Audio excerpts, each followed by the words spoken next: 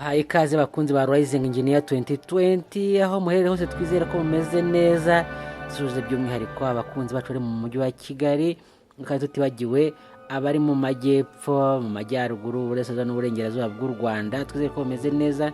Suje abakunzi bacu bari muri diaspora, abantu bari muri Sweden. Dufite umukunzi wacu maze iminsi asigaragaza ko ari kumwe natwe katwandikira. Ntabwo duharanze kuvuga amazina yawe, ariko turagusuje kandi turakubona cyane. Abantu bari muri Canada mumeze mute? Twizere ko mwaramutse neza. Mu mujyi wa Kigali rero hari umushinga watangiye tugiye kubaganiraho ukomeye cyane wo guhangana n'ikintu cyitwa imyuzure. Murabizi yuko mu Rwanda ndetse no mu karere k'ibiyaga muri rusange turi mu gihe cy'imvura nyinshi, turi mu gihe cy'itumba. Bisanzwe baho rero ukabona imvura iraguye zikushumura ibintu byose ikagenda ikaroha mu bishanga. Abantu mu mujyi wa Kigali rero bajya bahura n'ibibazo bikomeye cyane, kuko imvura nk'ingi iguye irasenya, yangiza ibintu byinshi, amazu y'abaturage, igasenya imihanda, ibikorwa remezo by'ubucuruzi nk'inganda n'ibindi bikangirikara, imodoka zigahagarara ntizibashe kugenda. Ikibazo kikaza kuba ikihari, kikaza kuba ngo ese twajya tumenya ryari yuko hashobora kuza kubaho incident nk'izo ngizo, hashobora kuza kuba ikibazo nk'icyo ngicyo, ukamenya uko witwara. Abantu mu bihugu byateye imbere bo barabimenyereye yuko bagira icyo bita hydrological centers, noneho bakaba bafite amakuru ahagije, bagafata amakuru yo muri meteo, bakareba imvura iri bugwe, bakabihuza n'ingaruka zirimo kubera ku butaka, uko imyuzure, uko za ruhurura, imigezi, amazi agenda azamuka, bakareba risike zirimo, no bakabasha kugira inama abaturage bari mu gace runaka bati ahangaha hari imyuzure, abantu mwirinde gukoresha umuhanda uyu n'uyu, cyangwa se umuhanda uyu n'uyu nguyu wuzuye wafunze, kandi batanahari batahagaze, ariko bakabibona ari amakuru haraho babayakuye. Ikindi nuko hari n'igihe babiteganya mbere y'igihe bakabibona, none bakavuga bati birasaba yuko abantu bitwara gutya bitewe nuko ibintu bimeze. Mu minsi rero mu mujyi wa Kigali hagiye hagwa imvura, ugasanga imihanda yarengewe, imwe yafunzwe. Muzi ko imvura iherutse kugwa, kiriya kiraro cyo mu Gatsata cyari kigiye kuzura kubera ko imvura yazanye imicanga n'ibindi bintu byinshi. Abantu mu mujyi wa Kigali mugenda mwubona imvura iguye, mugasohora imifuka, ibi plastike, ibicupa, ibi byuma bigiye kujya bibafata, bitwereka ngo iki gifuka cyangwa se iki gipipiri, iki kibido cyavuye mu rugo kwande. No, that was a joke. Ntabwo ari icyo ngicyo bigamije, ariko nabyo ntabyo ikoranabuhanga aho rigana. Ariko mujye menya yuko mu gukora nabyo ko ibintu bigenda bizibya ibiraro, bizibya inzira z'amazi, bikongera risike z'imyuzure kuko amazi atagiye neza. Ibi ntabwo ari byo. Ibi byuma rero byashyizweho, amakuru yaragaragaye, umujyi wa Kigali urimo bishyira ahabona, nuko ni sitasiyo zagiyeho 22 zagiye zifasha gukurikirana ibintu by'imyuzure mu mujyi wa Kigali. Iki nicyo bise Hydrological and Weather Stations, zigera kuri 22. tuza kubabwira aho zashyizwe, impamvu zashyizwe aho hantu, ndetse tunababwira mu by'ukuri urwego rw'ikoranabuhanga ngo izo stations zikora zite, cyangwa se ibi byuma mwagiye mubona hirya no hino bashyizeho ubundi bikora bite, bifata amakuru gute, ababishinzwe bo abageraho gute, bayabyaza umusaruro gute. Ikindi tuza kubona ngo tuza kureba ngo mu by'ukuri ni ibihe bice byibasiwe cyane mu mujyi wa Kigali, ni bande se bazagira inyungu mu kugira amakuru nk'aya ngaya, kuko ntabwo ari abantu bose bafite ubushobozi bwo kuyatunganya. Natwe rero twabishyize ahabona mu buryo bw'impuguke. Reka rero tubabwire ngo ubundi ikibazo cy'imyuzure mu Kigali gihagaze gute, kibangamiye abantu bangana iki. Nkuko twabibonye rero mu bitangazamakuru, twabibonye muri New Times, tubona mu kinyamakuru Citizens, nuko mu Kigali hari abaturage basaga 220 barenga bibasiwe n'imyuzure, cyangwa se batuye mu gace kibasiwe n'imyuzure. Ibi bikaba bituruka he? Bituruka yuko uko umujyi ugenda utera imbere, abantu bubaka bavana ahantu harasanzwe hari ibyatsi bisanzwe, murabizi harasizwa ibibanza. Ikibanza gishijwe icya mbere nuko kirubakwa, noneho cyamara kubakwa hasi tukashyira aho dushyize inzu, turayisakara, ibati rikafata amazi. Nabonye ko amabati yongera ubwinshi bw'amazi, icya kabiri ni uko hasi tuhashyira pavoma tukabuza amazi kwinjira mu butaka, ubwo bikakoza za ruhurura zikaba ziriyongereye. Ibi ntabwo ari Kigali gusa, ni imijyi yose, ahantu hose hubatse haba hari iki kibazo cyo gutuma uko abantu bagenda bubaka ariko ubuso bwo kwinjiza ubushobozi bw'ubutaka bwo kwakira amazi bugenda bugabanuka, bikagenda byongera amazi agenda muri za ruhurura, bikongera isuri ndetse n'imyanda. Imwe navugaga ibintu bigenda biva mu nzu z'abantu, mu ngo z'abantu bijya hanze, nabyo biriyongera bigatera umwanda. Wakoze utese ubundi koko iyo myuzure ije bitwara iki? Nabikubwiye yuko amazu y'abaturage arangirikara kubera za ruhurura ziyagonga, ibikorwa remezo by'ubucuruzi, inganda, imihanda irasenyuka. Mwagiye mubona aho imvura yatwaye amamodoka, Nyabugogo mwigeze kubona yuko yatwaye imodoka irimo n'umuntu. N'ibibazo nk'ibyo ngibyo ndetse n'umwanda utandukanye, amasoko y'amazi akangirikara kubera imyanda bagiye ituruka mu ngo. Kuki rero dukeneye zira flood sensors? Zirakenewe cyane. Dukeneye flood sensors and hydrological stations kugira ngo tubashe kugira amakuru nyayo. Aya makuru se bayabona gute? Iki ngiki tugiye kwasobanura uyu munsi. Ibi ngibi ntabwo wabisanga mu bitangazamakuru. Ibi ni ibintu ariko dushimira, by the way, dushimira yuko ibitangazamakuru byacu nka The New Times bigenda bidufasha no gukora ku nkuru zirimo ubuhanga, zirimo science, zirimo technology. Ubona nk'iki kintu abantu bakozeho ni ikintu gikomeye ko barashije kuripotinga iyi nkuru.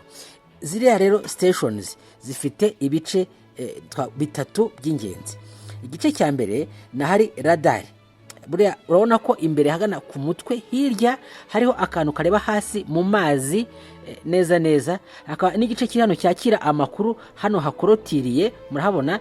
Hari rero noneho bakayohereza noneho ku gice kijya gutunganya amakuru, aricyo bise station, hydrological stations, aho ya makuru ajya.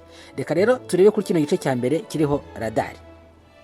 Kano gace kariho umutwe hejuru kagomba kuba kari hejuru neza y'amazi, ku buryo izi radar zigiramo sensors zohereza imirasire, ntabwo ari imirasire, mbyise imirasire wenda, waves, zishobora gupima waves. Ni ukuvuga ngo zoherezamo sensors zikubitamo hasi, zimanukamo hasi, zigakora ku buso bw'amazi, noneho zikagaruka zireba hejuru, noneho igapima ngo ukurikije igihe yamanukiye n'igihe igarukiye, uburebure distance irimo hagati, ni uko ibiza umuvuduko ikoreraho, noneho ikamenya ngo harimo intera. Biravuga ngo niba radar yohereje ikimenyetso kikamanuka kigakora hasi ku mazi, kikagaruka gikubise kuri surface y'amazi, habaho reflection, noneho kikagaruka ikongera signal, ikongera igasubira muri radar.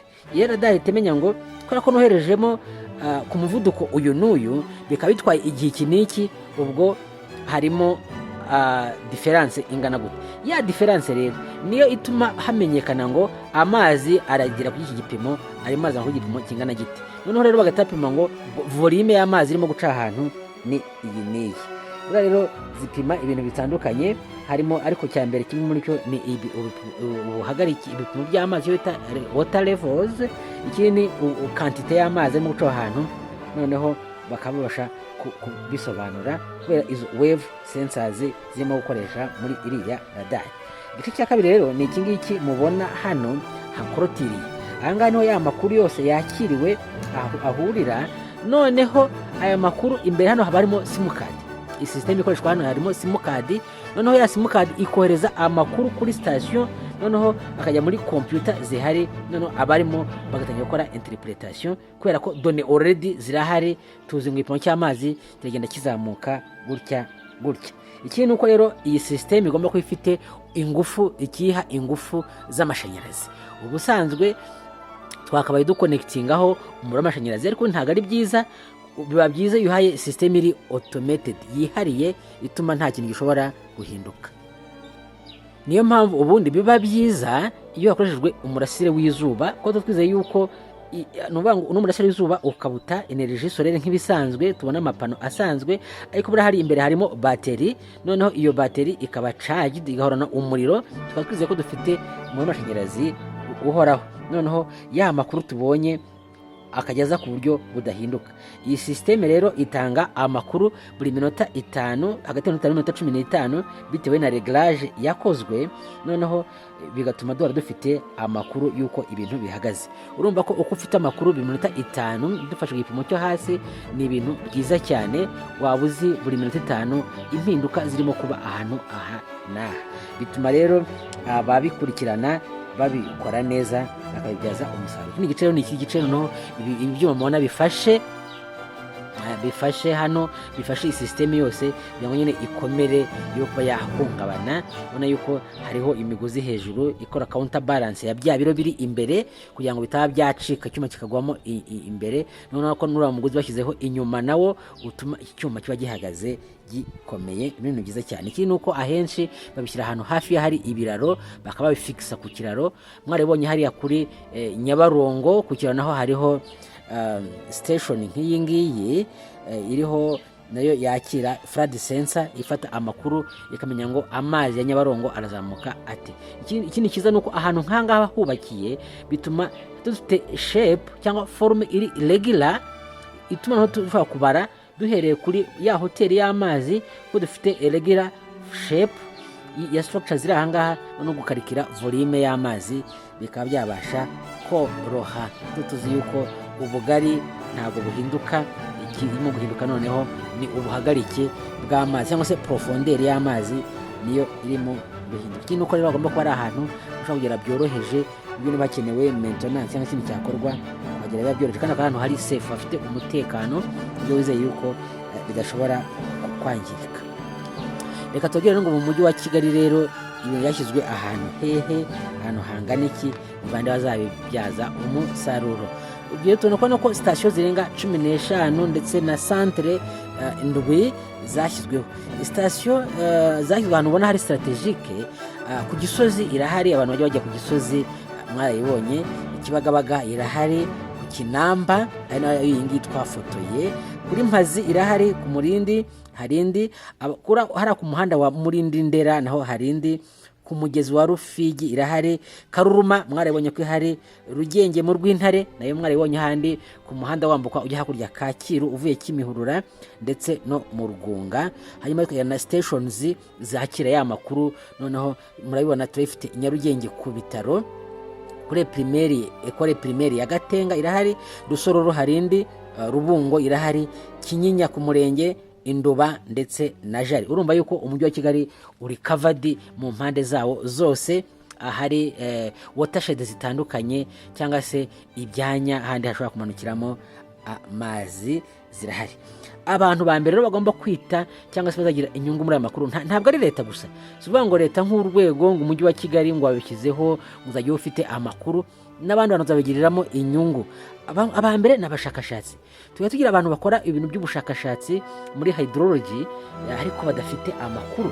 Kugira ngo ni muri hydrology ukora ikintu gifite amakuru nyayo yizewe, ugomba kufite données byibura z'imyaka 10.